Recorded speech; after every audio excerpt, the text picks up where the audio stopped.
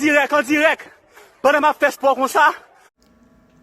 Haiti was rocked by 4 earthquakes within a 5-hour period on Wednesday, but the Civil Protection Director at DPC reported there was no loss of life or damage. It is said that the first quake occurred at 7:31 a.m. local time with a magnitude of 4.0, followed 6 minutes later with a quake of 3.6 and one with a magnitude of 3.9 at 9:11 a.m. The last quake with a magnitude of 2.5 occurred at 1:41 p.m. According to the DPC, the epicenter of the 4 earthquakes was located at 18.82 degrees north latitude and 74.15 degrees west longitude.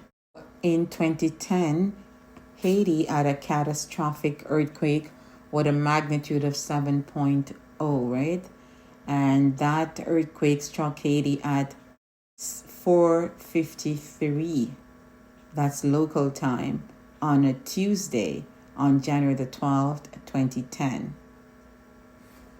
And they're coming up to the 1-year anniversary. And of course, here comes another earthquake as well. There's an estimated figure as well that it could range anywhere from 220,000 to 316,000. So it's just a wide range right there of the persons who passed away in that earthquake. Million people saw their homes reduced to rubble. 3,500,000 were affected. 1.5 million people were forced to live in makeshift camps. There's this famous building from the previous earthquake, that famous building, the palace, right?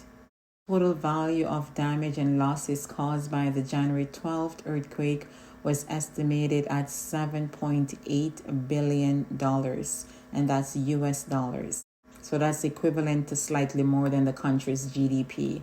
So the value of physical assets destroyed in the 2010 earthquake, including amongst others, were housing units, schools, hospitals, building, roads, bridges, ports, and airports, with an estimated value of about $4 billion US dollars. Quakes are pretty serious, as you can imagine, and of course we've had major earthquakes in Jamaica. Ones were, of course, many years ago, more than 100 years ago. The worst one was in 1692. There were reports that the building material that they used in Haiti were substandard, allegedly substandard, and that's why most of those buildings collapsed. So we have to use that as a precaution right here in Jamaica. The same thing can occur if we don't watch the substandard products that may be coming on the market.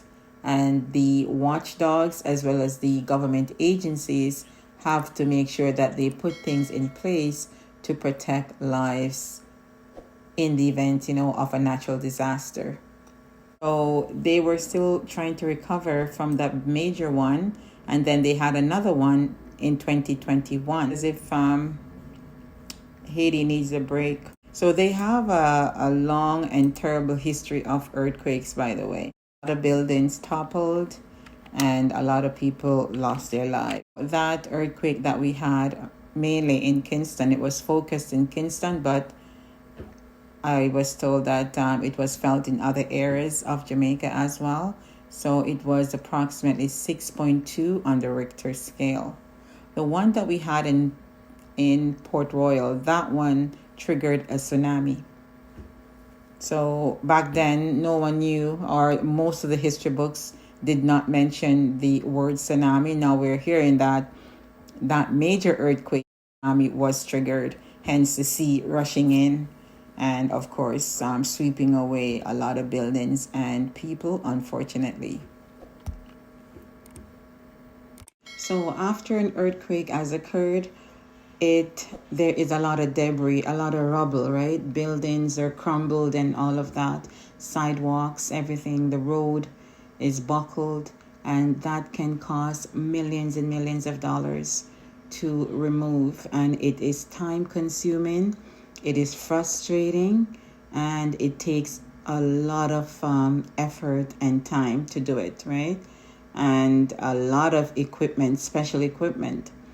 And you have to think about people that are people who have passed away in these buildings as well. There could be human remains in the buildings, and sometimes it's not even possible to recover the human remains under all of that rubble.